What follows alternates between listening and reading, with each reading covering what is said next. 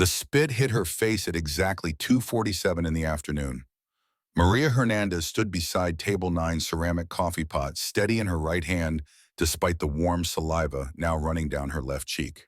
41 years old, 23 years serving breakfast specials and burnt coffee to people who mostly forgot to say thank you. Hands scarred from plates pulled too quickly from industrial dishwashers, feet permanently aching from double shifts in shoes, resoled 3 times because new ones cost what she made in a week. Today was supposed to be ordinary. Scrambled eggs, hash browns, refills without being asked. The kid laughed, 17, maybe 18. Designer watch catching afternoon light through the blinds, $8,000 of metal and crystal on a wrist that had never known calluses. More money than Maria cleared in 4 months of standing, smiling, pretending she didn't notice when customers palmed their tips back when they thought she wasn't looking. He turned to his 3 friends, all wearing the same entitled smirk, the same $200 sneakers, the same casual cruelty that came from never once being told no. Oops, his voice carried that particular tone of manufactured innocence. Thought you were the trash can. The diner held its breath.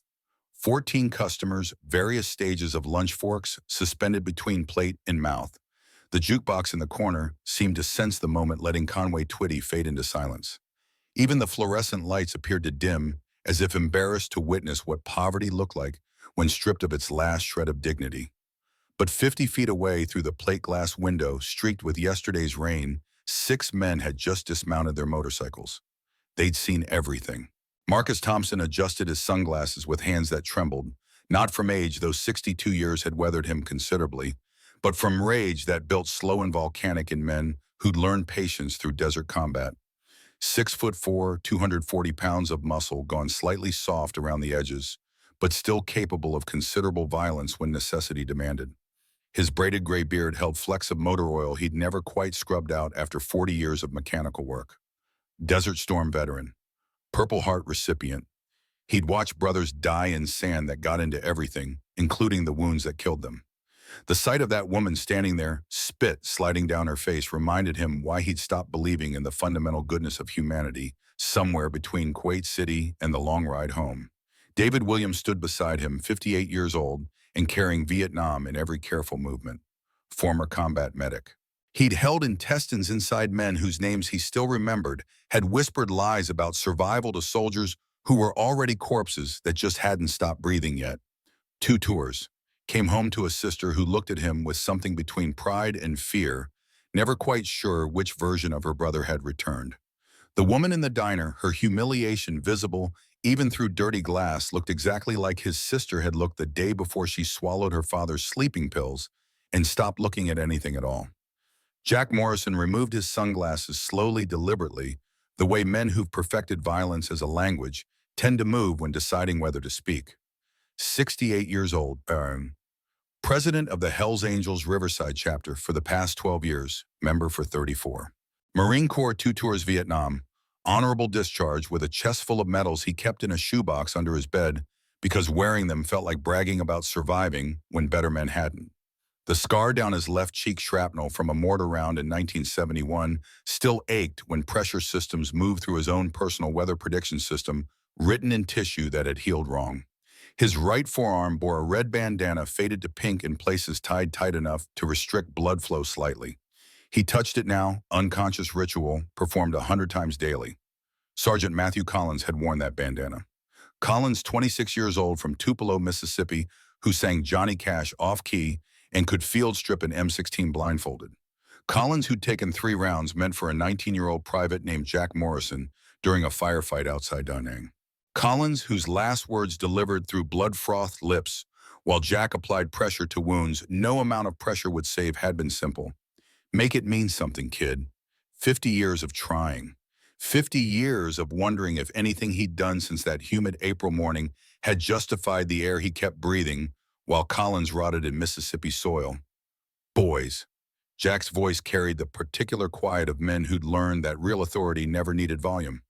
We got a situation. Riverside, California, sprawled outside the diner in the casual ugliness of strip malls and foreclosed properties, the bones of what had been orange groves visible in the grid pattern of streets named for trees that no longer existed.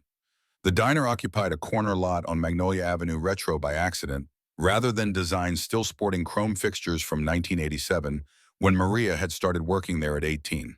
She'd raised two children on tips and the occasional cash advance from owners who understood that poverty wasn't a moral failing.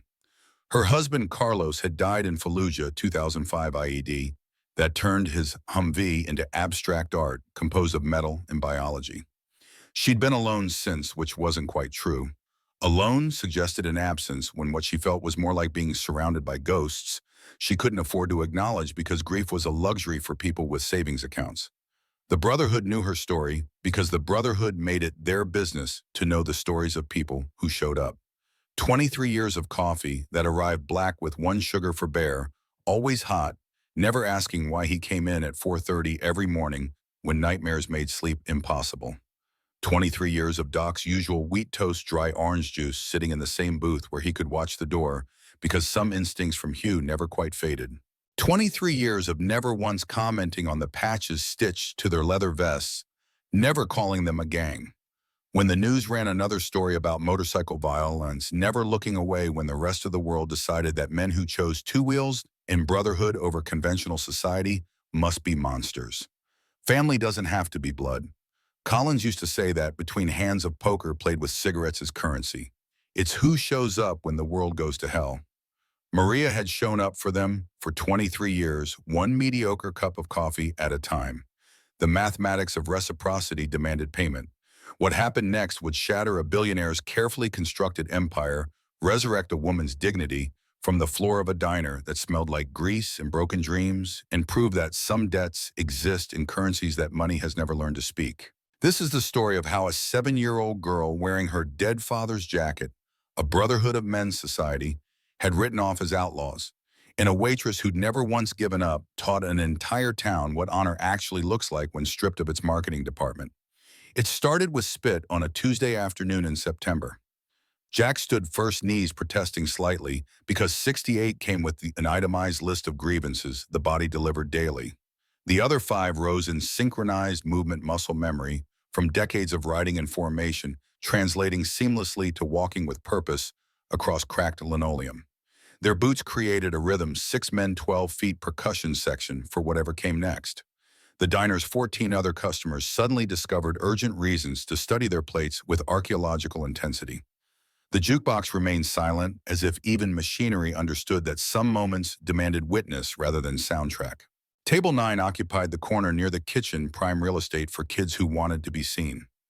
Braden Calloway looked up from his phone smirk, still in place, that particular expression of teenagers who'd never experienced consequences substantial enough to teach fear. His 3 friends mirrored his posture, casual arrogance, the body language of wealth so entrenched it had calcified into assumed superiority. "Can I help you, Grandpa?" Jack said nothing. Eye contact delivered more information than words typically managed. The scar on his cheek caught fluorescent light, 34 years of damaged tissue that had stopped a piece of metal traveling fast enough to kill. Bear stepped forward, his shadow eliminating the table entirely. "You got something on your shirt." His voice carried the same gentle tone he used with frightened animals and children, which made what came next more effective. Braden glanced down at expensive cotton imported, probably checking for the stain that didn't exist. Bear's finger flicked out, precise as a surgeon, connecting with the kid's nose hard enough to sting, but not hard enough to break. "Now you do." One of the friends' blonde kid polo shirt with the collar popped started to rise. Doc's hand landed on his shoulder, gentle pressure that somehow communicated the mathematical certainty of what would happen if forward momentum continued. The kid sat. Jack lifted the coffee pot from Maria's unmoving hand, poured himself a cup in the mug some previous customer had abandoned. The smell hit him before the first sip. Dark roast burned slightly from sitting too long on the burner, mixed with a particular scent of motor oil that drifted in from the repair shop 2 doors down.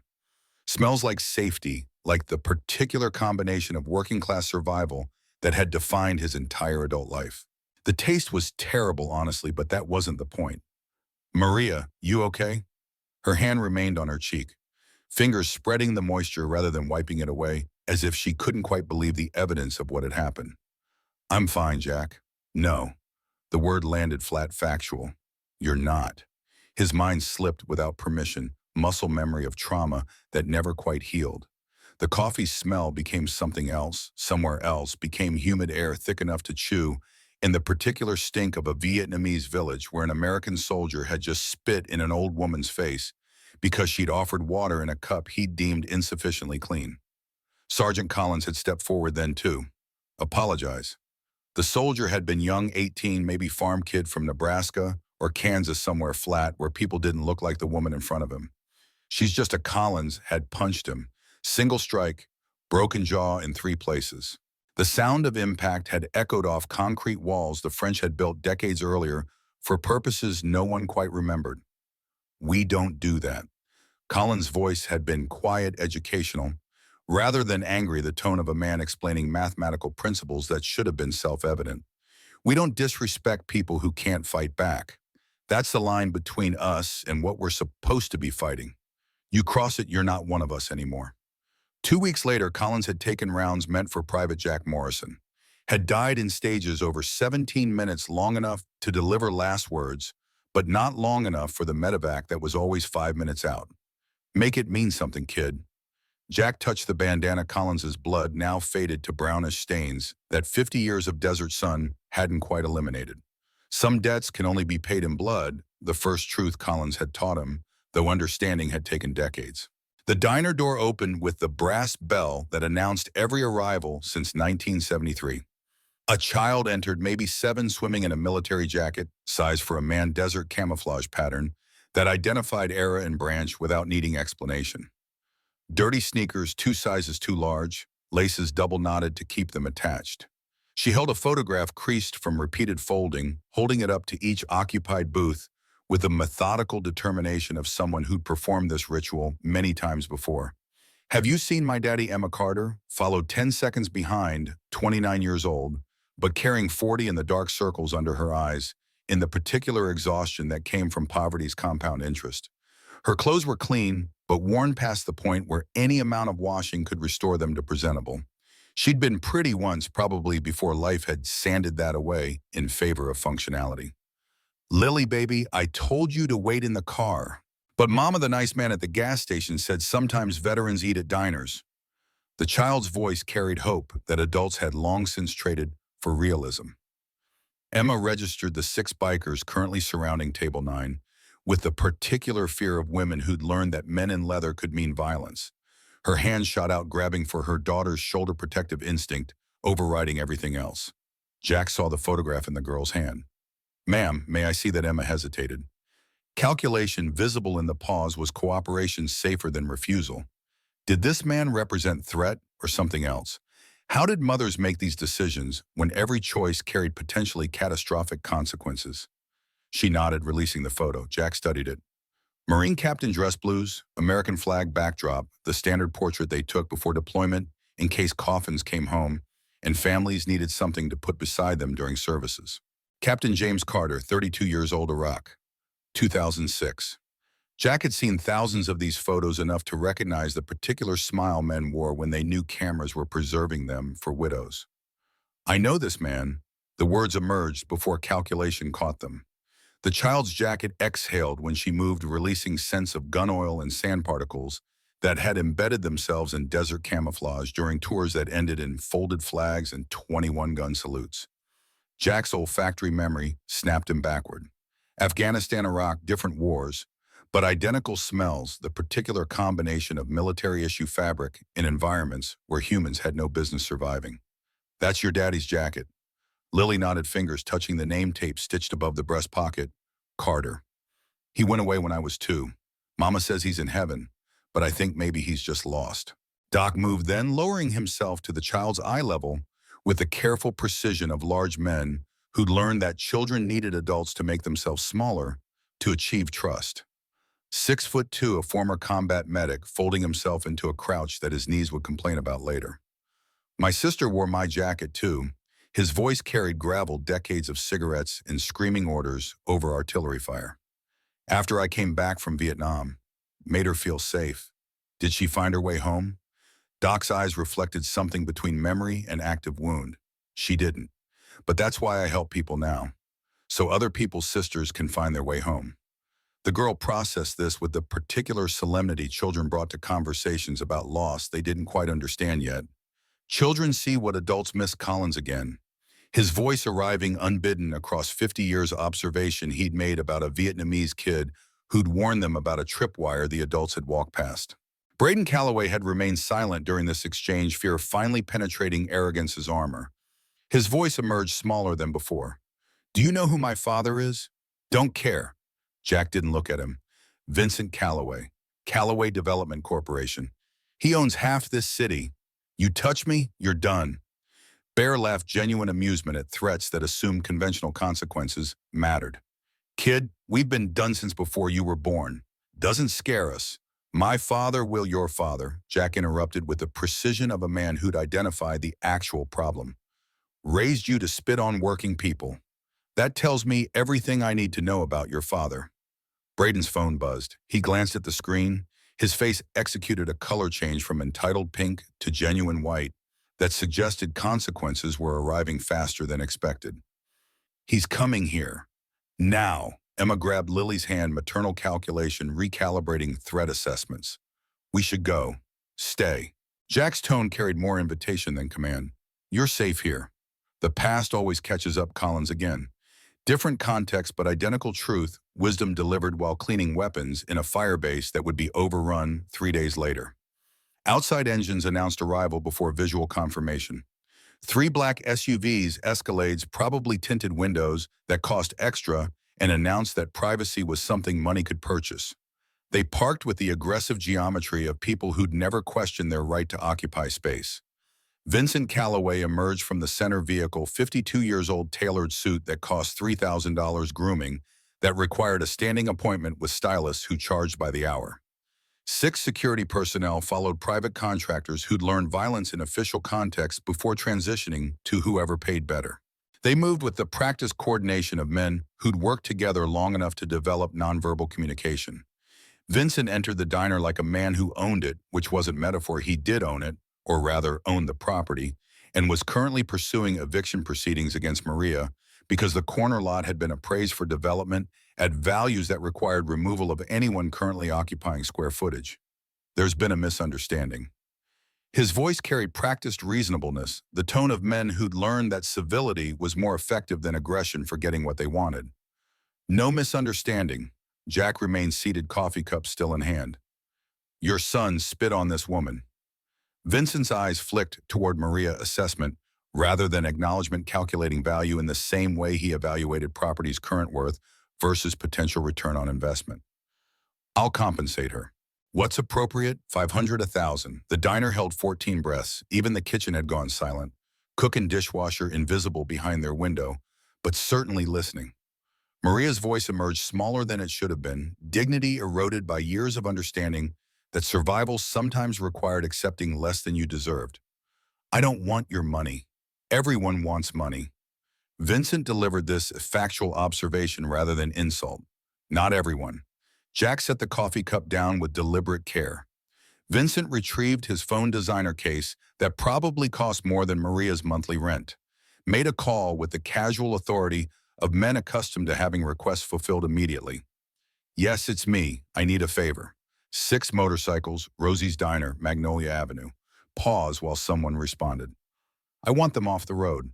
Permanently. He disconnected. Smiled at Jack with the particular expression of people who'd confused money with power and power with immunity. You should have taken the money. The afternoon sun caught the diner's windows at an angle that turned them briefly opaque, transforming glass into mirrors that reflected everyone back to themselves. 14 customers who'd witnessed humiliation and done nothing. 6 bikers who'd chosen intervention.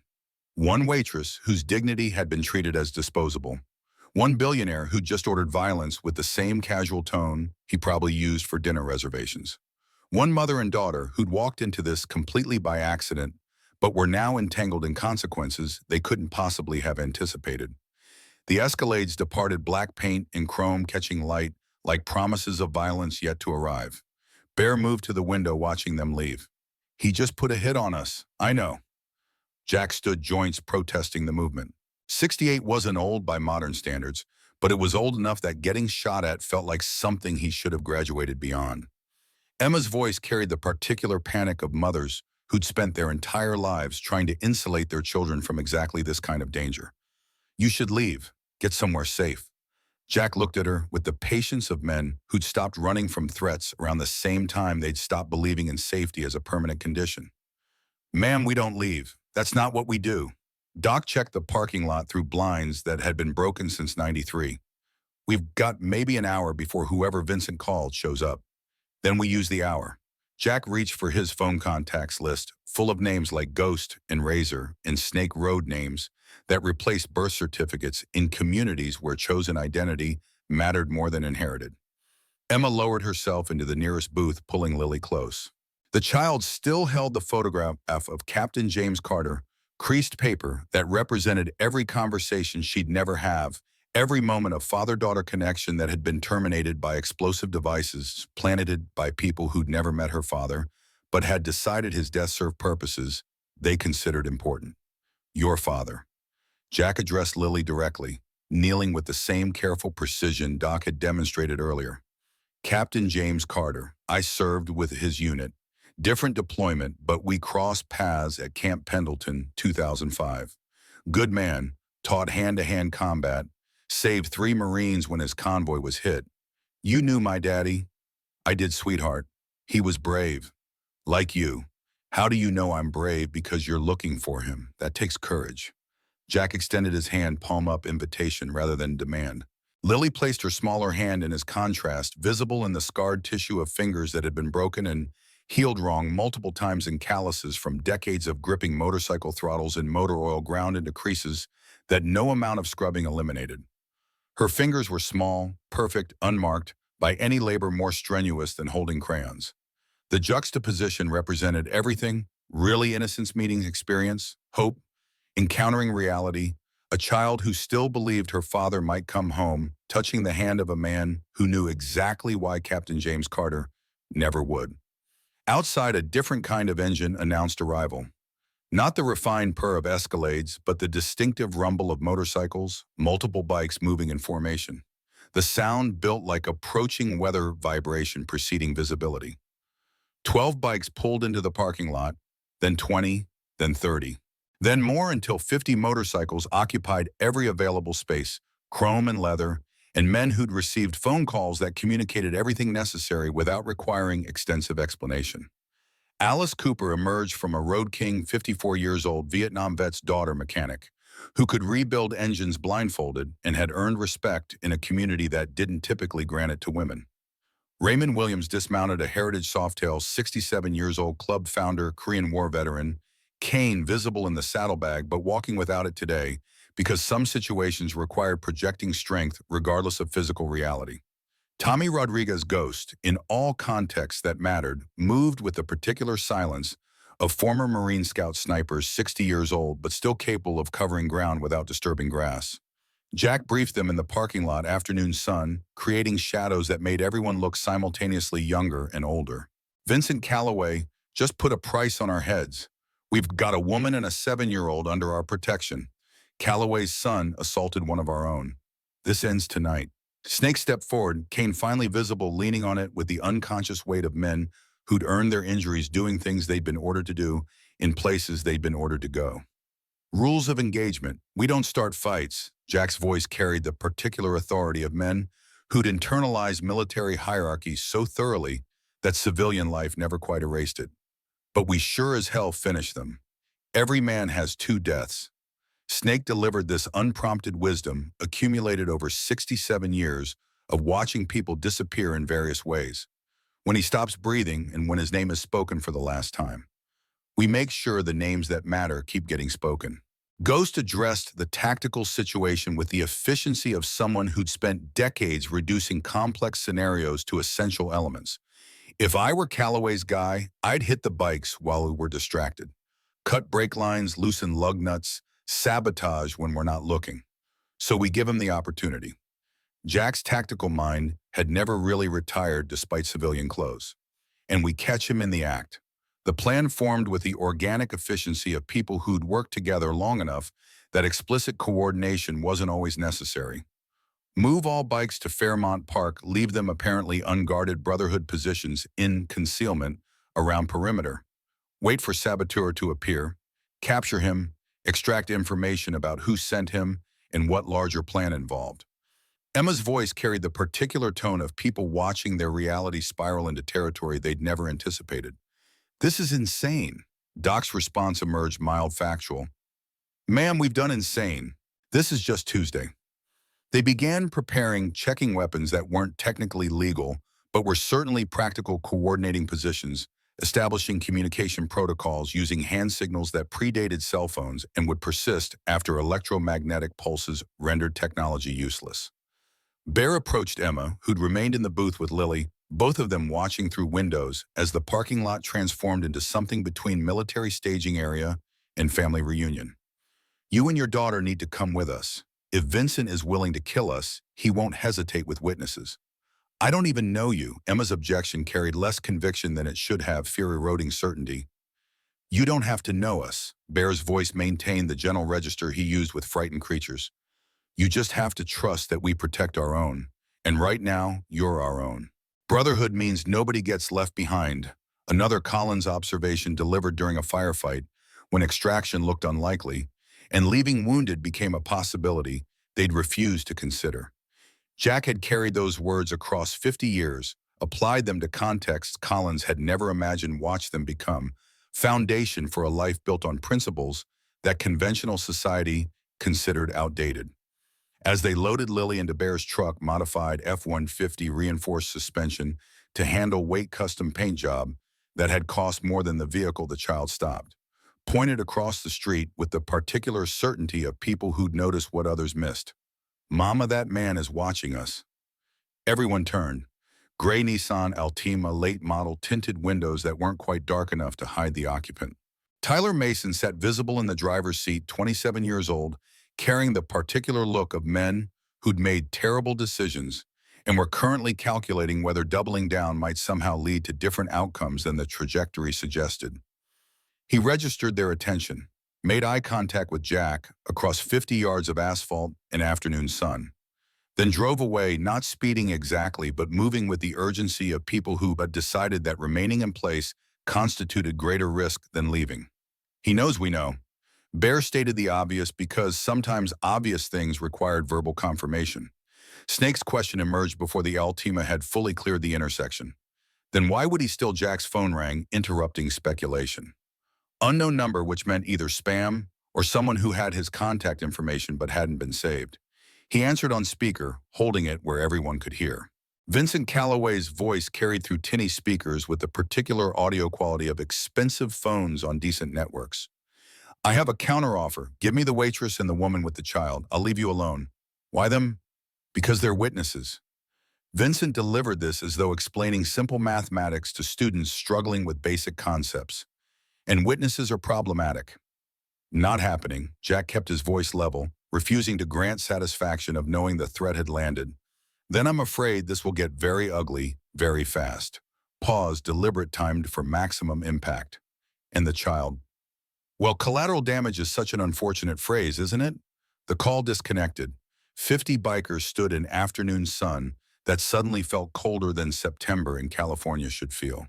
Somewhere a man they'd never met was planning violence against a 7-year-old girl because she'd been in the wrong place at the wrong time and had the misfortune of being noticed by people who considered human life a variable in equations that prioritize profit. Emma pulled Lily closer, maternal instinct overriding everything else. Lily, who still wore her father's jacket, who still believed Captain James Carter might somehow come home, who'd just been designated acceptable casualties by a man who measured worth in dollars and found her insufficiently valuable to preserve. Jack touched the red bandana. Collins's blood faded but permanent. Make it mean something, kid. 50 years of trying. Maybe today was the day he'd finally figure out how. Canyon Crest occupied the geography of aspirational middle-class stability, tree-lined streets, where mortgages were paid on time and neighbors exchanged waves without exchanging problems. The safe house sat behind wrought iron that suggested security without actually providing it. 3 bedrooms, functional garage lawn that someone had watered recently enough to maintain the illusion of care. Alice completed her security sweep with the methodical efficiency of former military police checking sightlines that might accommodate snipers calculating response times if situations deteriorated from theoretical threat to active violence. Windows that could shatter, doors that could be breached. The particular vulnerabilities that civilian architecture introduced when designing for aesthetics rather than defense. Clear for now. Her radio transmission carried the qualifier that everyone understood safety was temporal conditional, always one decision away from catastrophic revision. Lily discovered the backyard through sliding glass doors that actually slid without requiring percussive maintenance. Small figure darting into space that felt impossibly large after studio apartments where poverty had compressed their world into 600 square feet. An oak tree commanded the yard branches thick with decades of growth, supporting a treehouse that someone had built with ambition, then abandoned to weather and entropy. Flower beds lined the fence design visible underneath weeds that had propagated through seasons of neglect. Can we plant flowers? Mama Emma stood in the kitchen, experiencing cognitive dissonance between eviction notice in her purse and the reality of appliances that matched counter space, that existed refrigerator that didn't require strategic item placement to prevent door malfunction.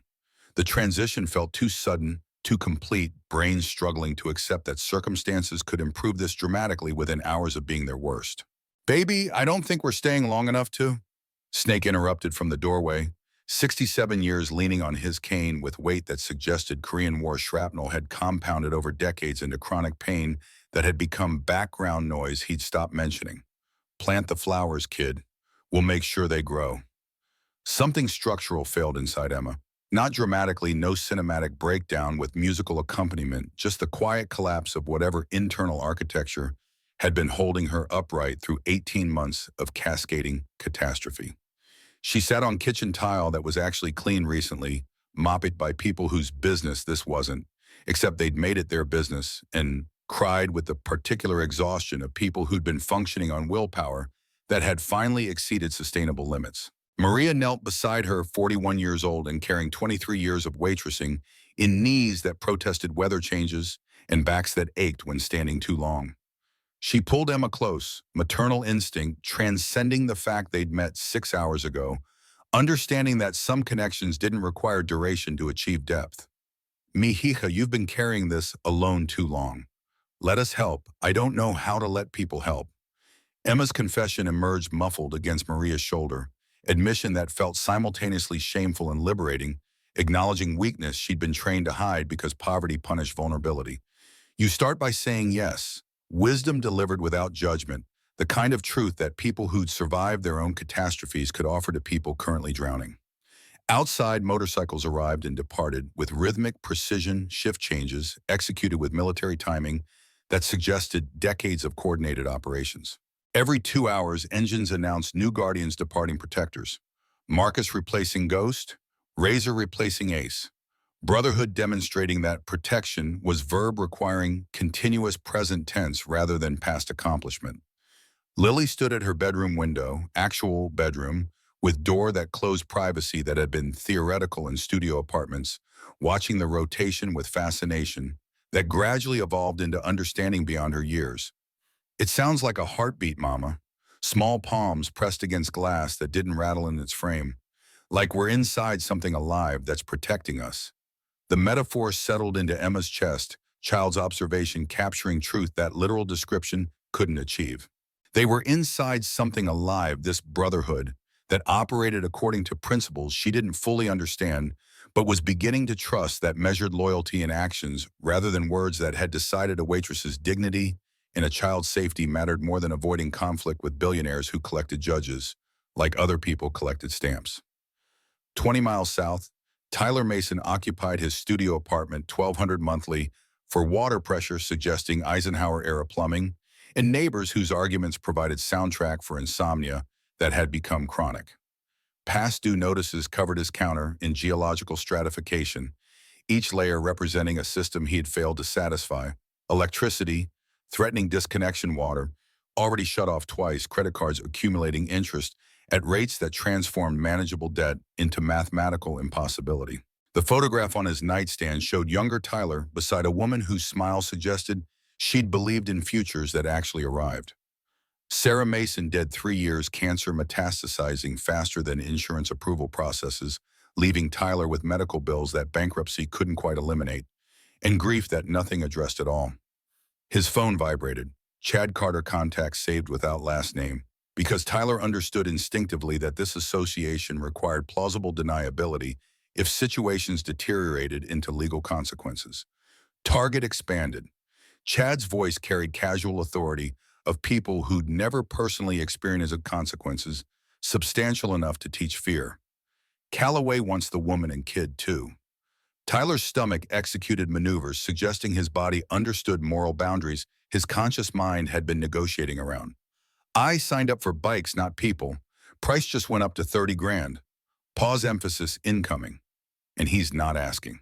Tyler closed his eyes against afternoon light that seemed too bright despite overcast conditions. What does he want done? Grab the kid. Use her as leverage. Mom cooperates, bikers back off, everyone goes home. That's kidnapping. Legal categorization somehow making it worse than attempted murder he'd already agreed to commit. That's your problem. Chad's voice suggested moral calculus that had resolved any internal conflict. Me? I'm just the messenger, and I've got my own reasons for wanting Emma to hurt. The call disconnected. Tyler sat surrounded by evidence of life, spiraling past recovery, holding phone connecting him to people planning violence against 7-year-old children. Sarah's photograph, watching with permanent witness to decisions she would have opposed if cancer hadn't eliminated her capacity for opposition. He wondered if there existed a timeline where he'd said no, where poverty remained just poverty rather than motivation for participating in atrocities. Probably. But that version required resources he didn't possess: moral fortitude, surviving financial catastrophe, principles persisting despite electricity, disconnection, courage, outlasting the fear that homelessness was 3 missed paychecks away, and he'd already missed at 6. Vincent Calloway sat in his downtown office, floor-to-ceiling windows, overlooking city he'd been systematically acquiring piece by piece for 2 decades. A photograph on his desk showed a girl, maybe 12, smiling with unself-conscious joy of children who believed the world was fundamentally safe. Elizabeth Calloway, dead at 13, leukemia. Riverside Community Hospital couldn't afford the equipment that might have saved her because insurance companies calculated that profit margins mattered more than pediatric oncology departments, because bureaucrats in distant offices had determined that certain lives weren't worth the expense their salvation required. He'd sworn that day, standing beside her small coffin, that he'd never be powerless again. Money meant power. Power meant control. Control meant nobody he loved would ever die because administrators decided their life wasn't worth budgetary allocation.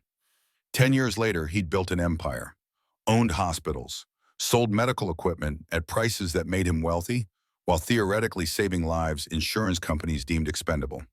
But somewhere between grief and greed, between justified rage and entitled cruelty, he'd forgotten that the powerlessness he'd tried to escape was just human condition rendered visible through tragedy. Trying to control everything meant hurting everyone, including 7-year-old girls who reminded him of the daughter he couldn't save no matter how much money he accumulated afterward. He studied the property maps spread across his desk. 5th Street development, 50 million minimum once completed, 10 years of planning, 18 months of systematic acquisition. Everything purchased except 2 properties, stubborn holdouts who didn't understand that progress required sacrifice, that individual sentiment couldn't obstruct collective advancement. A motorcycle clubhouse occupied by men who thought loyalty meant more than market value. A diner operated by a woman who didn't understand that her husband's memory couldn't compete with $17 million appraisals. Elizabeth's photograph watched him make the call, watched him order violence against people whose only crime was refusing to be displaced, watched him become the kind of man who calculated that kidnapping children was acceptable business strategy if alternative approaches had failed. Broken people break other people. Grief that curdles into rage doesn't care about collateral damage. Week 3 of protection arrived without the dramatic escalation everyone had been anticipating, which was precisely what made Bear nervous. Calloway possessed resources that should have manifested in continued pressure: legal harassment, code enforcement, private investigators. Instead, nothing. Silence that felt tactical rather than capitulation. Strange incidents accumulated like evidence of conspiracy the Brotherhood couldn't quite prove. Calloway's people knew their movements, patrol rotations. They'd kept deliberately randomized supply runs, scheduled only hours in advance, even the secondary safe house location they'd maintained on strict need-to-know basis. Bear notice first. We moved Emma and Lily Tuesday at 0300. Nobody knew except leadership. Wednesday morning, gray sedan parked across the street. Professional surveillance. Ghost ran the plates. Rental. Cash payment. Dead end. But someone was feeding information. Someone inside. Jack hated this mathematics calculating which brother might have broken under pressure, invisible until it manifested in actions endangering family. He'd seen it in Vietnam soldiers who cracked, not because they were weak, but because everyone had a pressure threshold, and some enemies were patient enough to locate it, exploit it, transform loyalty into liability.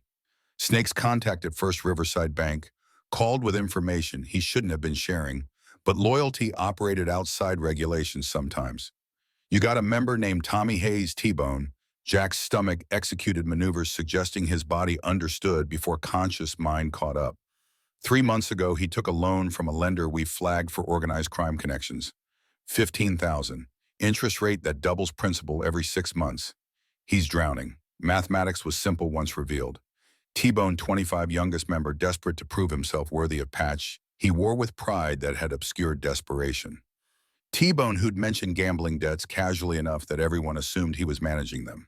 T-Bone, who'd been present for every tactical planning session where they'd discussed Emma and Lily's security protocols. They brought him in quietly after midnight, no drama, no violence, just Snake and Jack in the clubhouse after everyone else had departed. T-Bone knew immediately. His face executed the particular collapse of people whose secrets had been discovered, relief mixing with terror, because hiding required energy that exhaustion had eliminated.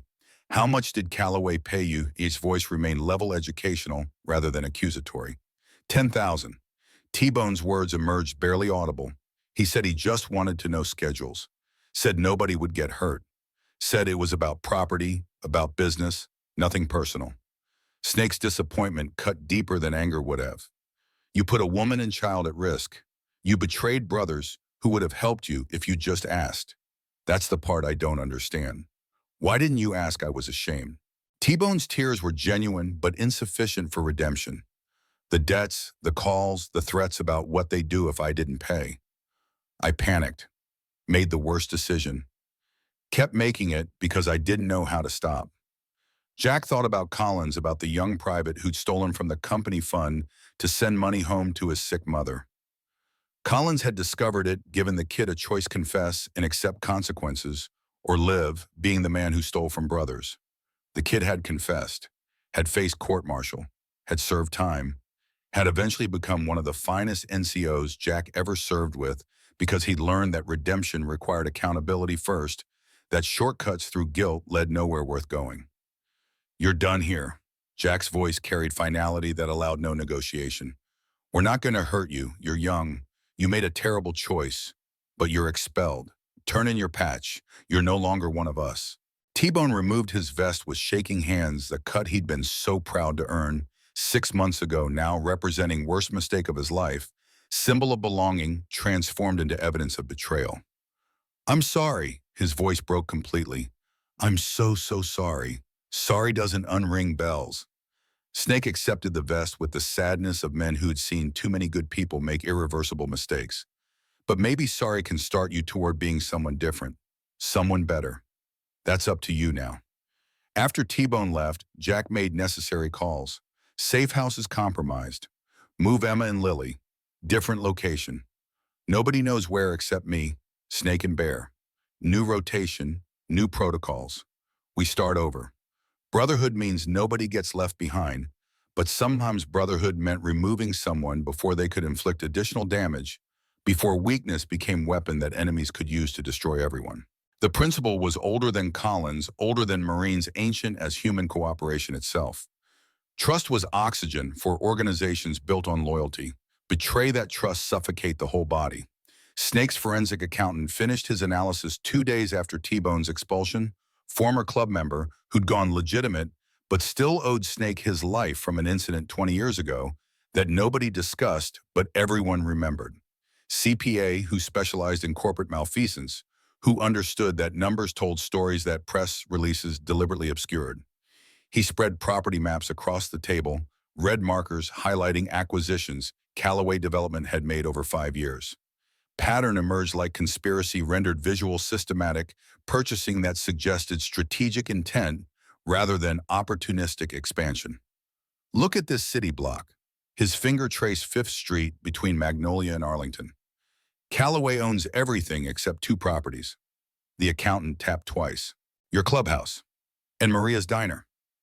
Jack leaned closer, understanding, crystallizing with the particular clarity that came when disparate facts suddenly organized themselves into coherent narrative. The development he's planning, luxury condos, street-level retail parking, structure, it's worth $50 million minimum once completed. But he needs the entire block. Code requirements won't permit partial development at this scale.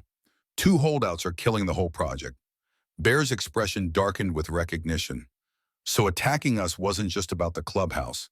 It was never just about the clubhouse. Snake's voice carried weight of revelation that recontextualized everything they'd experienced. He needed to pressure both properties simultaneously. Make you sell through fear. Make Maria sell through the same fear, plus eviction, plus code violations, plus watching what happened to people who allied with you. Emma understood then, pieces assembling into picture that was worse than she'd imagined. The diner attack wasn't random. It was coordinated with the brake line sabotage. Everything's coordinated. The accountant showed additional documents, shell companies and LLC formations, and property transfers designed to obscure ownership chains that forensic analysis had untangled. He's been planning this for 18 months, buying surrounding properties through entities that can't be traced back to him easily, building pressure gradually, waiting for the moment when both of you were vulnerable enough to accept whatever lowball offer he finally made when resistance felt more costly than capitulation. Maria, who'd been listening with the quiet attention of people processing information that explained their suffering, spoke with the particular clarity of those who'd finally understood why their lives had been unraveling. My husband bought that property in 1985. 40 years of memories.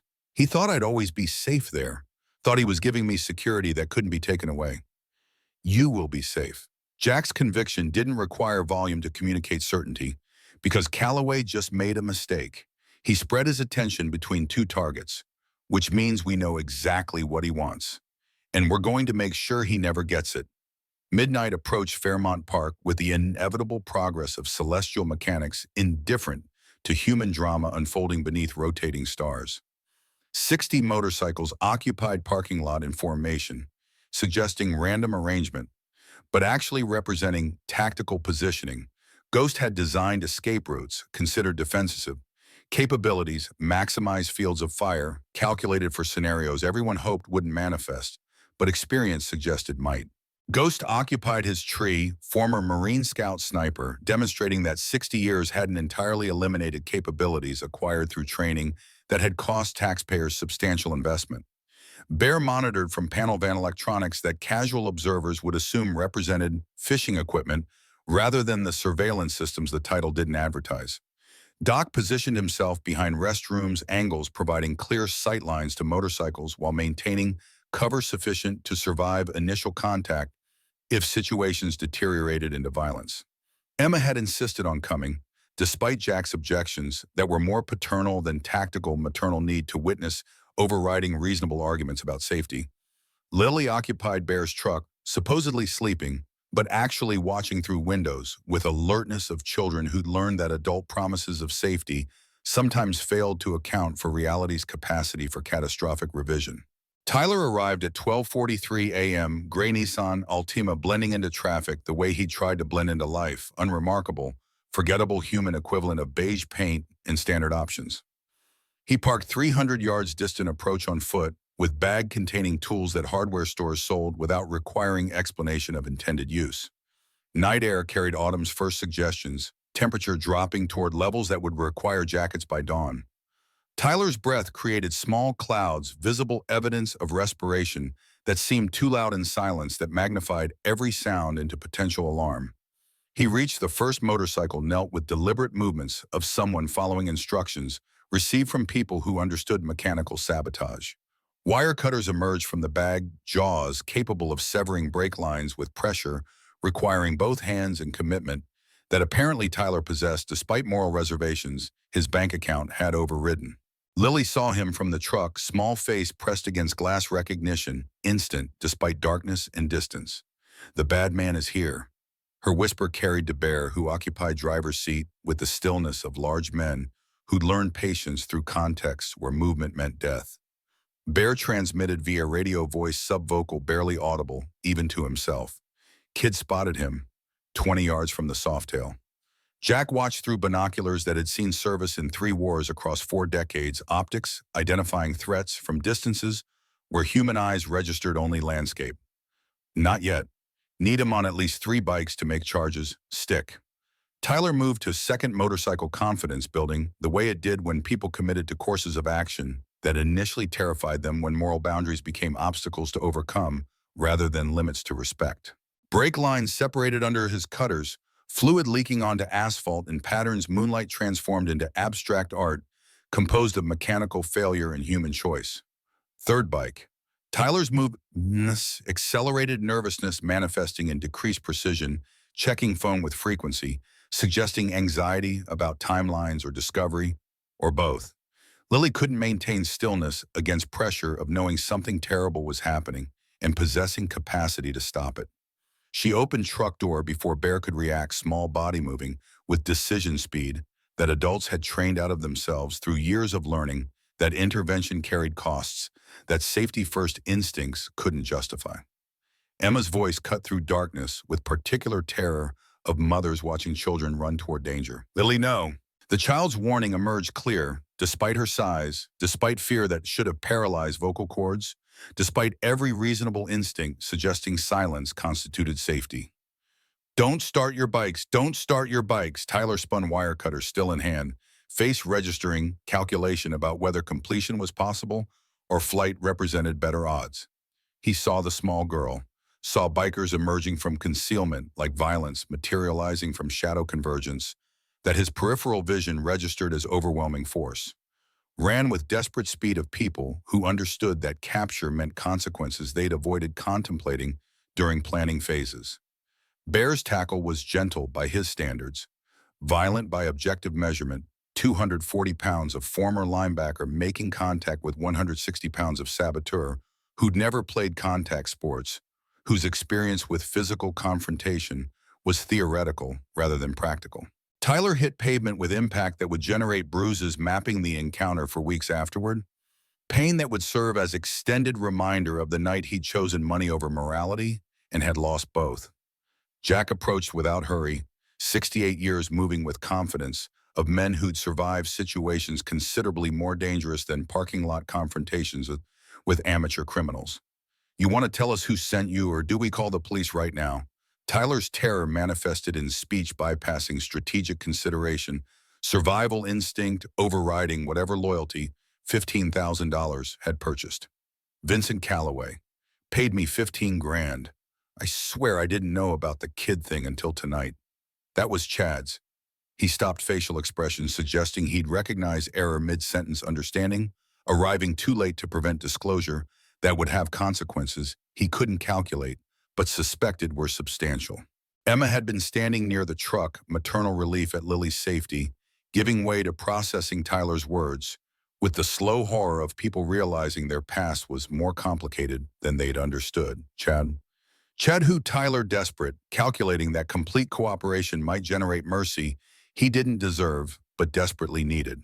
Chad Carter, Calloway's consultant. He's the one who wanted you and your daughter grabbed.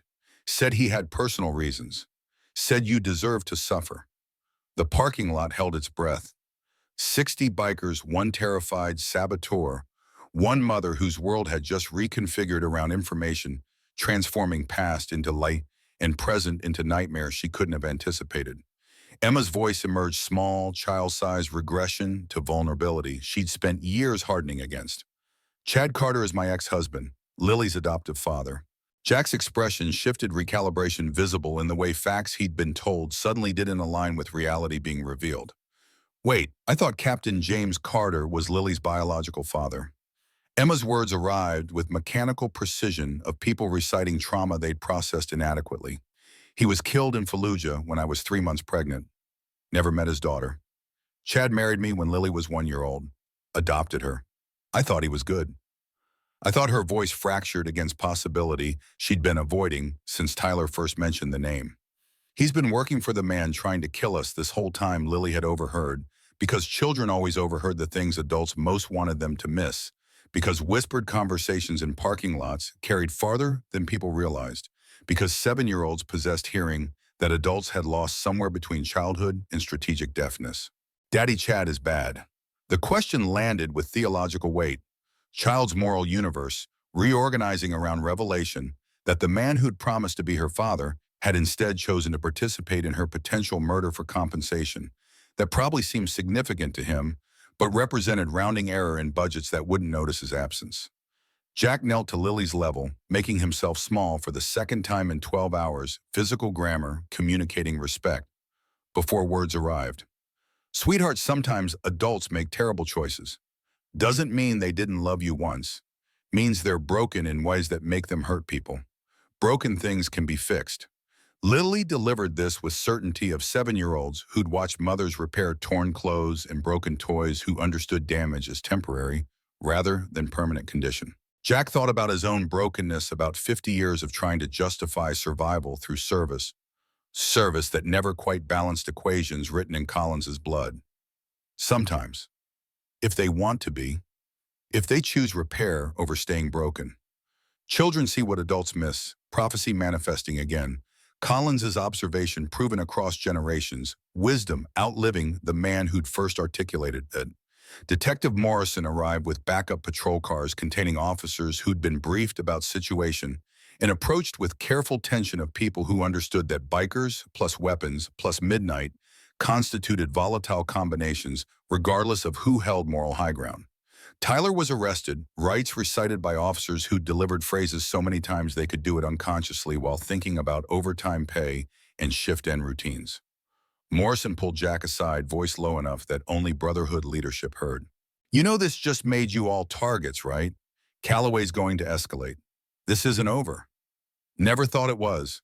Jack's response carried fatalism of men who'd stopped believing safety was achievable and had settled for meeting threats on terms they could control.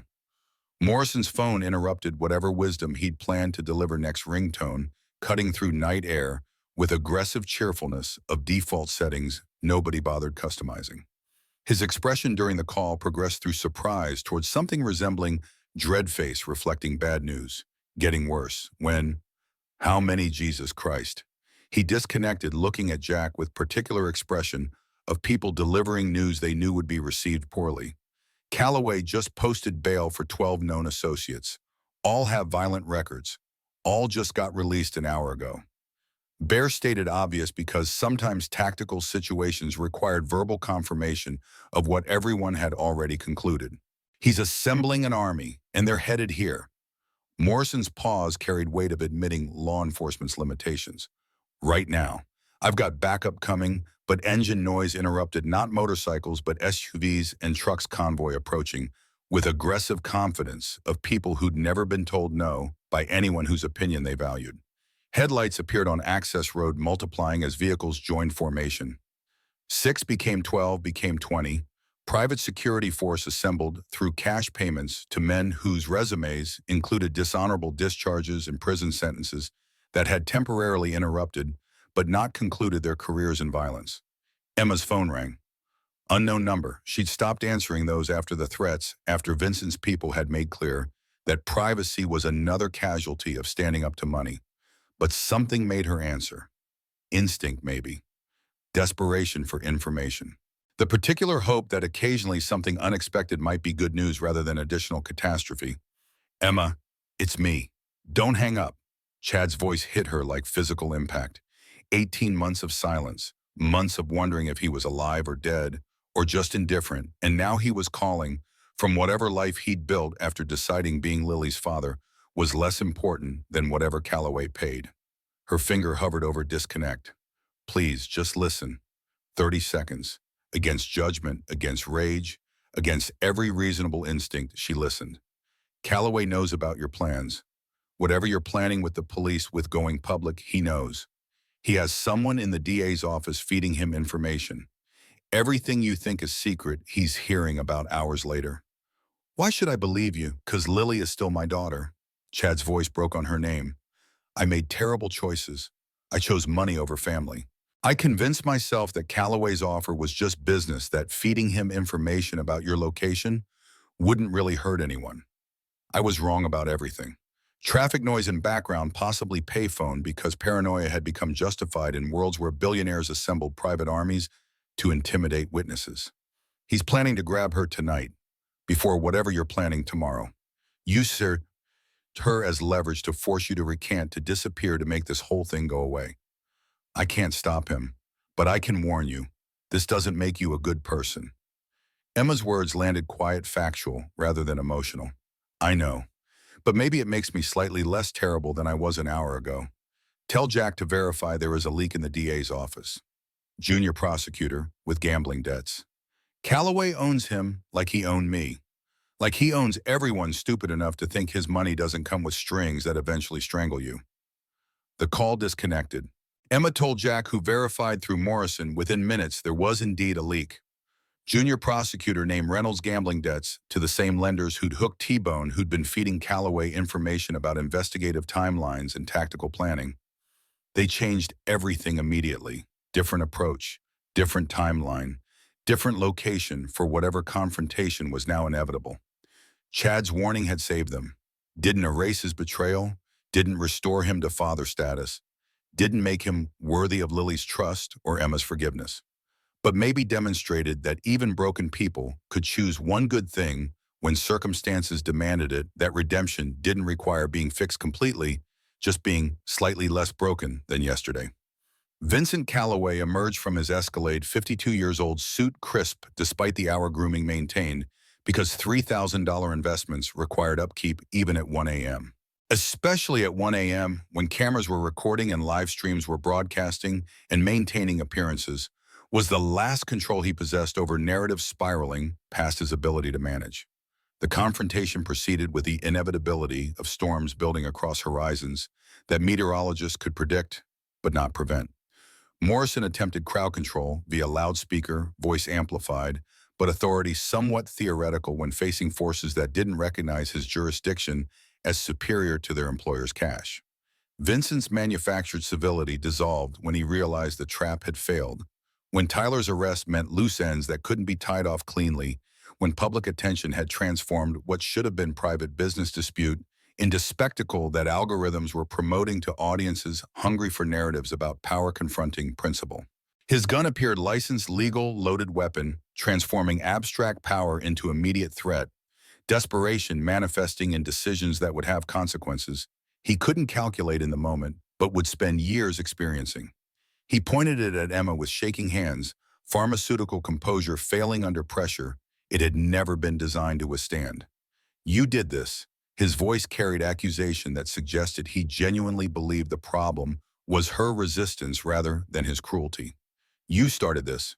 You end this, or she ends. Jack stepped between Gunn and Emma, 68 years positioned as shield body, offering itself as barrier, because some principles were worth dying for, and protecting the helpless was the principle Collins had died teaching him 50 years ago in Jungle that had taken everything except the lesson. Lily watched from beside Emma, processing scene with clarity of children who hadn't learned yet that self-preservation should override protecting others, who still believed that love meant sacrifice rather than strategy, who understood in ways adults had forgotten that family meant showing up even when showing up meant danger. Jack is my daddy now. The thought arrived complete, certain, absolute. Daddies protect kids. But kids can protect daddies too. She ran before conscious thought, completed 45 pounds, moving with decision speed that adults had trained themselves out of, the small body interposing itself between Jack and the weapon Vincent held, with increasing instability between the man who'd become her father and the bullet that was already traveling physics, demonstrating what happened when desperation met trigger, Pressure met 7-year-old courage. Lily's small legs carried her into wooded terrain where park maintenance had surrendered to nature's reclamation project underbrush, thick enough to hide a child, but not thick enough to stop determined adults. Her breath came in gasps that burned panic, overriding the asthma she'd mostly outgrown, but that stress could resurrect. Behind her, footsteps crashed through vegetation with the particular rhythm of multiple pursuers coordinating pursuit. The lead kidnapper gained ground ex-military based on his movement pattern, probably Special Forces washout, who discovered private security paid better and asked fewer questions about methods. His hand reached for her jacket, Captain James Carter's desert camouflage. That was all Lily possessed of a father who'd existed only in photographs and her mother's careful stories. Ghost slingshot released from 40 yards elevated steel ball bearing, traveling with the precision of a man who'd spent his 20s eliminating targets from distances where they never heard the shots that killed them. The projectile connected with the lead pursuer's temple, not lethal, but certainly incapacitating, physics demonstrating that consciousness was optional when brain trauma introduced itself suddenly. The man dropped mid-stride body, executing the particular collapse of people whose neurological systems had temporarily suspended operations. Second kidnapper registered his partner's fall training, kicking in, trying to locate threat origin, while maintaining pursuit because incomplete missions meant no payment. He never saw Bear approaching from perpendicular angle, 240 pounds of former linebacker, executing tackle, that would have drawn penalties in football, but constituted appropriate force in child rescue contexts. Impact drove both bodies into earth that was harder than it looked. Kidnapper's ribs making sounds that suggested structural integrity had been compromised. Bear didn't apologize, didn't check on damage, simply secured the threat with zip ties that had been standard equipment since his military police days. Third kidnapper had actual hold of Lily, now hand-gripping her arm with force that would leave bruises mapping fingers into her skin for days afterward. He lifted her small body, struggling with the ineffective panic of children who'd never needed to fight before. Lily remembered Doc's earlier instruction, delivered while teaching her to be careful around strangers. If someone grabs you, eyes are vulnerable. Don't hesitate. She didn't hesitate. 7 years old, 45 pounds, fighting for survival, with the desperate creativity of people who understood that compliance meant worse outcomes than resistance. Her fingers found his eyes nails that Emma kept trimmed for cleanliness, suddenly weapons that evolution had designed specifically for this purpose. The scream was gratifying, hand releasing her immediately as instinct prioritized protecting vision over maintaining grip on struggling cargo. Jack appeared then, 68 years, moving with the muscle memory of a 19-year-old Marine who'd learned close-quarters combat in contexts where hesitation meant death. He positioned himself between Lily and the partially blinded kidnapper, protective stance that communicated intent without requiring verbal explanation. "You okay, sweetheart?" Lily was shaking, adrenaline flooding her system with chemicals her body didn't know how to process. Childhood innocence colliding with adult violence in ways that would probably require therapy she couldn't afford. Words emerged, small question that contained theology she was too young to articulate. "Are you my daddy now?" Jack's chest constricted, 50 years of emotional armor, failing against 7-year-old need, against the recognition that this child who'd lost two fathers was offering him the role with the casual certainty of someone who'd decided competence mattered more than biology. His eyes betrayed him, tears arriving unbidden for the first time in 3 decades since Vietnam, since holding Collins, while promises about medevacs proved lies, since learning that some losses couldn't be survived intact. The tears were silent, dignified, in the way of men who'd been taught crying was weakness, but had lived long enough to understand that feeling things deeply was actually strength. "If you want me to be." Lily nodded against his chest, small body fitting into the shelter his arms created, trust offered with the totality that children granted before life taught them caution. Jack removed the red bandana from his forearm fabric that had absorbed Sergeant Matthew Collins's arterial blood in April 1971, that had been his talisman against meaninglessness for 50 years. He tied it gently around Lily's wrist knot, secure, but not tight symbol transferring from one generation to another. "My sergeant gave me this before he died." Jack's voice carried gravel emotion, roughening words. He said, "Make it mean something. I've been trying for 50 years. never knew how. He met her eyes' child's gaze that held more trust than he'd earned, but would spend whatever time remained justifying. You keep this, reminds you that you're brave, that you're a warrior, that you come from warriors. Even though my real daddy died and my other daddy left, especially because of that. Jack's conviction arrived absolute. You're still standing. That's what warriors do. Some debts can only be paid in blood. Collins's prophecy manifesting literally in fabric, stained with his sacrifice, now protecting a child who represented the future that sacrifice had purchased, meaning propagating across decades in ways the young sergeant had never imagined, but would have approved. Detective Morrison arrived with reinforcements parking lot, now containing enough patrol cars to suggest actual law enforcement rather than symbolic presence. The three kidnappers were arrested, rights recited by officers who'd heard the phrases so many times they could deliver them unconsciously. Chad Carter was cuffed separately, charges, including conspiracy to commit kidnapping, because even California's complex relationship with crime recognized that planning to abduct children cross-line society still defended. Vincent Calloway maintained his composure, expensive lawyer already en route, confident that wealth could navigate legal systems designed by and for people who possessed it. I want my lawyer. Morrison's response carried the satisfaction of people who'd watched rich criminals escape consequences too many times to count, but sensed this might be different. You'll get him in about 72 hours. Federal kidnapping charges don't care about your money, Mr. Calloway. The live stream had reached 800,000 viewers, algorithm promoting content that generated engagement, that confirmed viewers' existing beliefs about wealth inequality and justice asymmetry, that provided the particular satisfaction of watching powerful people face consequences they'd assumed money rendered theoretical. You think this is over? Vincent's mask slipped slightly, revealing desperation underneath polish. I have judges, I have politicians, I have the DA in my pocket. I'll be out by morning and you'll all be in court for assault. Maybe. Jack remained calm, voice carrying certainty that Vincent's confidence lacked. But the whole world is watching now. Makes it harder to buy your way out. The live stream comments scrolled with velocity that suggested viral ignition, thousands of people typing variations on the same theme. Justice, accountability, rich people finally facing consequences. David defeating Goliath, faith in humanity restored through footage of bikers protecting a waitress and a child.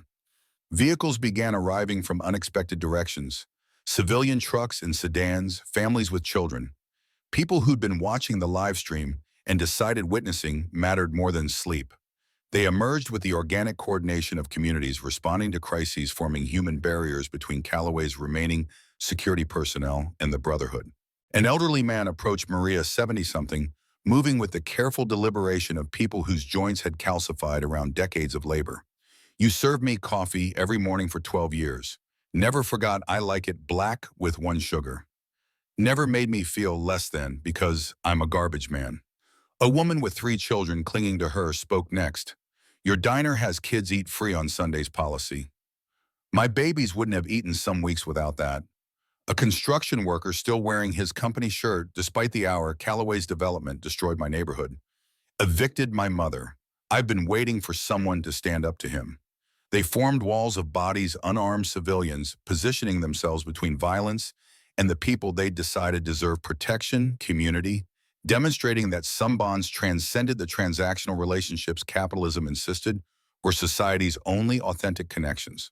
The moment was inherently shareable, clip-worthy in the language of viral content footage that would be extracted, entitled "Entire Town Shows Up to Protect Diner and Bikers," that would accumulate millions of views across platforms designed to monetize emotional resonance. Doc pulled Emma aside, away from the crowd, needing to deliver confession that had been building pressure since the diner.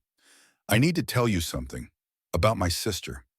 His face carried the particular weathering of men who'd survived trauma that remained unprocessed, who'd learned to function around grief rather than through it. Teresa, 16 years old when I came back from Vietnam. She worked as a waitress to help the family while I was overseas. The memory arrived with sensory detail that suggested he'd reviewed it thousands of times, personal film reel that wouldn't stop playing. A customer wealthy, connected, the kind of man who believed service workers existed for his amusement, had degraded her. Not physically. California in 1972 had some limits, but with words that stripped dignity as effectively as violence, that communicated she was less than human, that her labor entitled him to treat her as object rather than person. She'd gone home different. Doc's voice remained steady through force of will, never the same. 6 months later, she took our father's sleeping pills. Didn't leave a note because what was there to say that her life hadn't already communicated? Doc had carried this for 46 years, survivor's guilt compounding with protector's failure, with the recognition that he'd been trained to save lives in combat zones, but couldn't save his sister from cruelty that didn't require weapons. When I saw what Braden did to Maria, it was Teresa all over again. His eyes met Emma's, requiring witness for this confession. I can't bring my sister back, but I can make sure nobody else's sister suffers alone.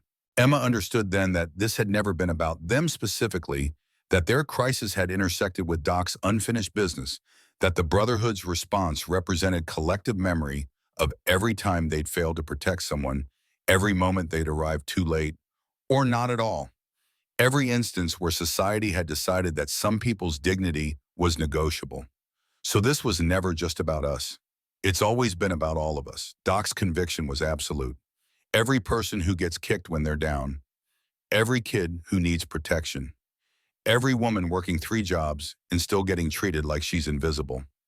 The past always catches up, prophecy manifesting as Doc's history, finding partial redemption in present action as trauma that couldn't be healed, discovering purpose in preventing similar wounds. Vincent Calloway, watching his carefully constructed empire crumble, in real time deployed his final resource, a judge who owed him favors accumulated through campaign contributions that had purchased access disguised as civic engagement. Emergency court order arrived via sheriff from different jurisdiction, legal document commanding immediate arrest of all Hells Angels members present, charging them as criminal enterprise under RICO statutes that had been designed for organized crime, but were flexible enough to apply to anyone prosecutors wanted to target.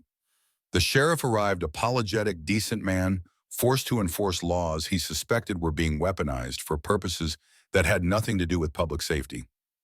I'm sorry, I don't like it, but it's a legal court order. You're all under arrest. 60 bikers extended hands for cuffing compliance, demonstrating that their resistance was principled rather than anarchic, that they understood legal systems even when disagreeing with their application. Emma's voice carried outrage that finally found outlet. No, this isn't right. Ma'am, I don't make the laws. The sheriff's regret was visible but insufficient to alter his obligations. Alice's phone illuminated with incoming call, Jessica Torres from KABC News reporter, who specialized in stories about power asymmetry and institutional corruption. Alice answered on speaker volume sufficient for surrounding crowd to hear. I'm seeing your stream. Jessica's voice carried urgency. I'm 10 minutes away with a camera crew. If you can hold out for 10 minutes, I can get this on evening news. State news. National if it's big enough. Jack addressed the sheriff with the respect of men who understood that individual officers weren't responsible for systemic problems. We'll go peacefully, but give the reporter 10 minutes. Let people see what's happening. The sheriff, to his credit, possessed enough integrity to recognize that transparency served justice better than expedience. 10 minutes. But Vincent Calloway wasn't waiting for cameras, wasn't trusting that legal mechanisms he'd paid to control would deliver outcomes he'd purchased. He produced a handgun concealed carry permit, acquired through donations to the right politician's weapon he'd never fired outside controlled range environments tool that transformed abstract power into immediate threat. He pointed it at Emma with shaking hands, desperation overriding whatever tactical training he'd never received. You did this. You started this. You end this, or she ends. Time executed the particular distortion that emergency situations triggered, seconds expanding into subjective hours, peripheral vision, sharpening while auditory processing dulled bodies preparing for violence through neurological responses that evolution had refined across millennia. Jack stepped between Gunn and Emma, 68 years positioned as shield body, offering itself as barrier, because some principles were worth dying for, and protecting the helpless was the principle Collins had died teaching him. Put the gun down. His voice remained level command rather than plea. Get out of the way, old man. Vincent's composure had completely shattered, wealth's protective coating had dissolved by live-streamed humiliation, revealing the frightened child underneath who'd never developed coping mechanisms more sophisticated than buying solutions. No. Single-syllable, absolute commitment. Lily watched from beside Emma, small witness to adults demonstrating principles through action. She processed scene with the clarity of children who hadn't learned yet that self-preservation should override protecting others, who still believed that love meant sacrifice rather than strategy. Jack is my daddy now. The thought arrived complete certain. Daddies protect kids, but kids can protect daddies too. She ran before conscious thought completed 45 pounds, moving with the decision speed that adults had trained themselves out of body, interposing itself between Jack and the weapon Vincent held with increasing instability. The shot was singular loud in the way that real gunfire was loud, which rather than the sanitized movie version sound that would echo in everyone's memory differently, but would never quite leave. Lily's body jerked physics demonstrating what happened when bullets traveling at specific velocities encountered flesh that had evolved for different challenges. She fell, small form crumpling, right shoulder blooming red in patterns that would have been beautiful if they hadn't represented catastrophic damage. Sound cut out for Emma, reality reducing to visual information, stripped of auditory context, her daughter falling in silence. That was actually screaming, but her brain couldn't process both simultaneously. Parallel to this, across town, Maria clutched her chest in the safe house, stress-induced cardiac event, manifesting as her heart decided it had processed too much adrenaline, too much terror, too much proof that the world contained more cruelty than her cardiovascular system could accommodate. She collapsed, different emergency but identical timing, as if universe was demonstrating that suffering distributed itself across networks nobody had mapped but everyone experienced. Doc reached Lily within seconds, combat medic training overriding grandfather's horror hands, moving with practiced efficiency to assess damage, to apply pressure, to perform calculations about survivability that his conscious mind refused to complete. "Stay with me, sweetheart." His voice carried command that had kept soldiers conscious through injuries that should have killed them. Simultaneously, Bear was calling 911 for a Maria dispatcher, hearing panic in his voice that suggested emergency was genuine rather than the false alarms that consumed so much of their resources. Lily's eyes fluttered, consciousness negotiating with the shock about whether remaining aware served any purpose. Emma was screaming without sound, hands hovering over her daughter but afraid to touch, maternal instinct, wanting to help but lacking medical knowledge about what help looked like. Maria's eyes closed in the safe house, different crowds surrounding her. Alice performing CPR with the grim determination of people who'd lost too many already and refused to accept additional losses. Ambulances arrived with sirens that seemed too quiet given the catastrophic nature of what they were responding to. Paramedics who'd seen gunshot wounds and heart attacks frequently enough that professional detachment was possible even when victims were children and beloved community figures.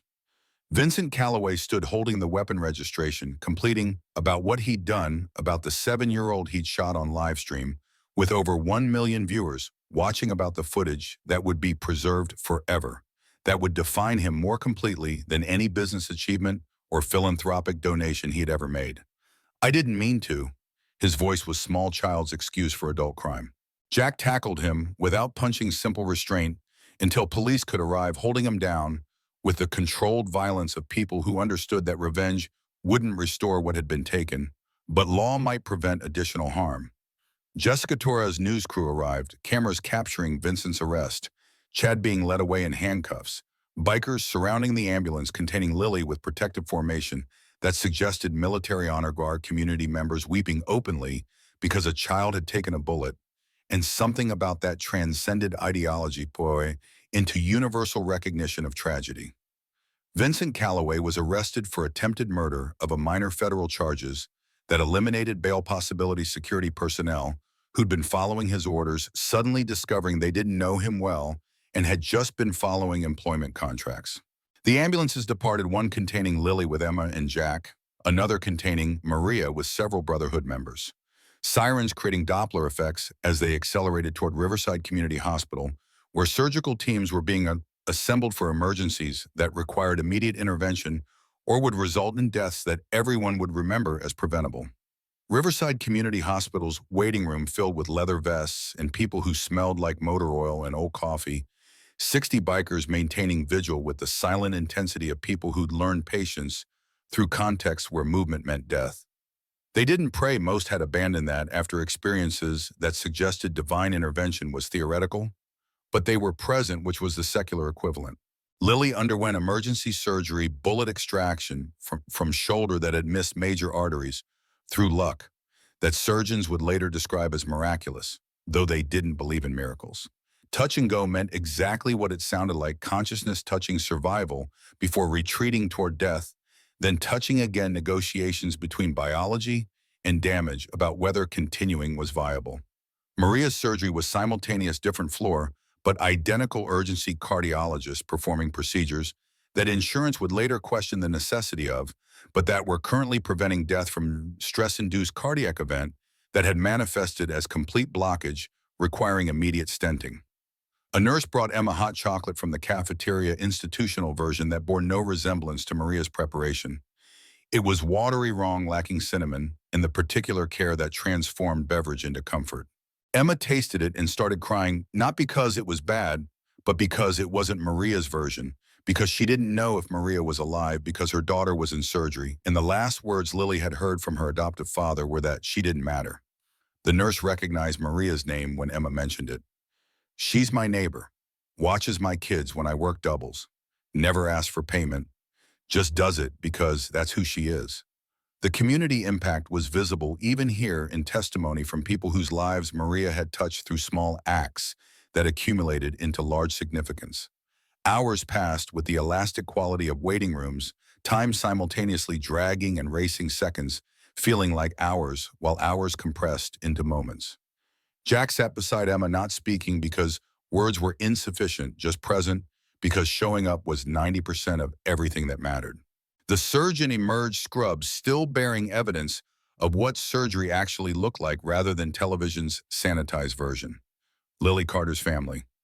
Emma stood, Jack stood with her, claimed a fatherhood so recent it was measured in hours, but apparently permanent in ways biology couldn't achieve. Surgery went well.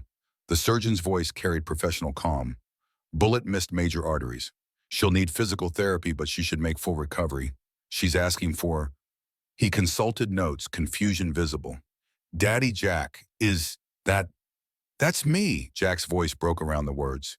Tears returning for the second time today, emotional armor completely failed. You can see her, one at a time. Jack entered the room where Lily lay small in a hospital bed designed for adults, IV lines and monitors creating technological context that emphasized her vulnerability. But she was awake, eyes tracking his movement, small hand reaching for the bandana still tied to her wrist. Did I do good? Daddy Jack could barely breathe around the emotion compressing his chest. You did so good, sweetheart. So good. I was brave like my real daddy. Right, braver. Jack's conviction was absolute. Because you had a choice. Warriors in war have to fight. You chose to. That's the definition of courage. Can I keep this forever? Her fingers touched Collins's bandana, blood-stained fabric that represented 50 years of trying to make sacrifice meaningful. It's yours now. Jack managed through tears that wouldn't stop. Sergeant Collins would be proud. Children see what adults miss, prophecy paying off again, Lily's capacity for observation that had saved lives, that had identified threats, that had demonstrated courage, adults struggled to match. Maria woke in a different room. Emma at her bedside, roles reversed from the diner where Maria had held her while she cried. ¿Qué pasó? You had a heart attack. Emma's voice was gentle.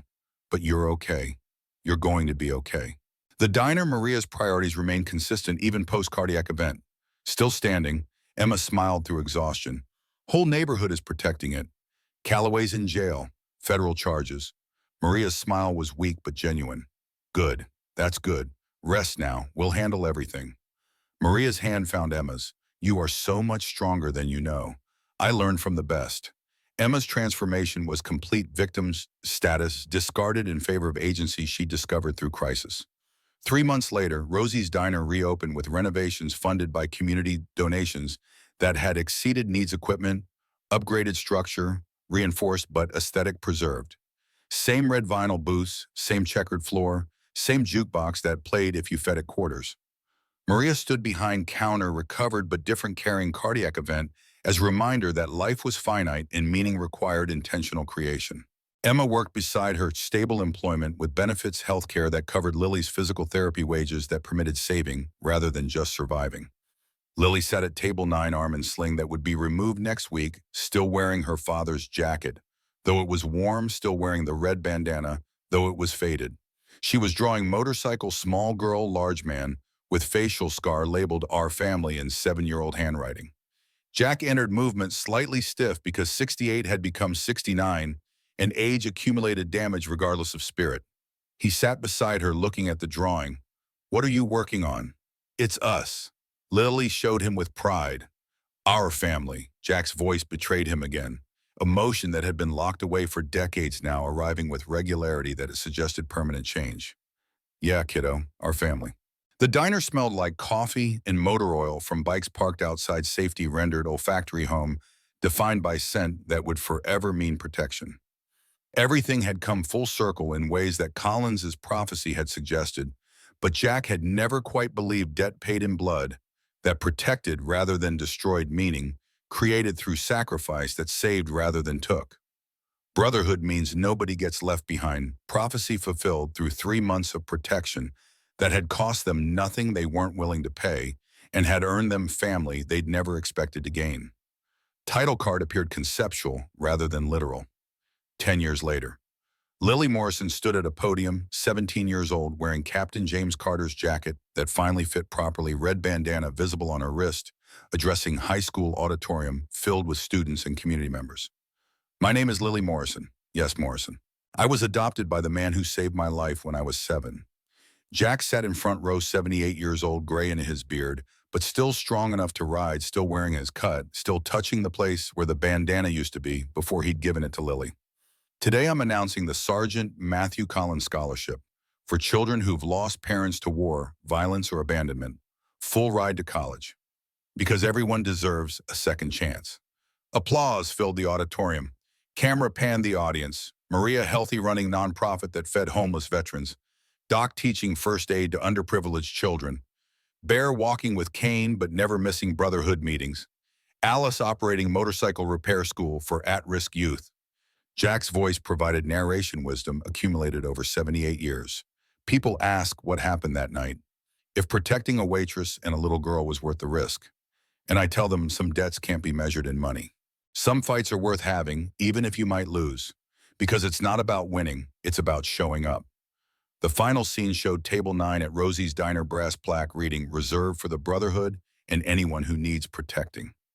Lily sat there with Jack, sipping hot chocolate made Maria's way, real milk and cinnamon stick, comfort-rendered beverage. Daddy Jack, do you think Sergeant Collins would be proud? Jack touched the empty space where his bandana used to be transferred symbol, now protecting the next generation. Yeah, kiddo, I think he'd be real proud. Outside, 50 motorcycles idled rumble, like heartbeat sound of family that had chosen itself, that had demonstrated protection was verb, rather than noun, that had proven some debts could only be paid in blood, but created life rather than taking it. Sergeant Matthew Collins's name would be spoken every year at scholarship ceremonies. He was immortal now, meaning propagating across generations in ways that 19-year-old Marine from Tupelo, Mississippi had never imagined, but would have absolutely approved. And the lesson persisted, simple truth that had taken 50 years to learn: you don't judge people by appearance. You judge them by who they show up for. Make it mean something, kid. Collins's final words finally fulfilled debt paid through decades of service that had saved a waitress's dignity, a child's life, a community's faith that sometimes, despite everything, people still showed up when it mattered.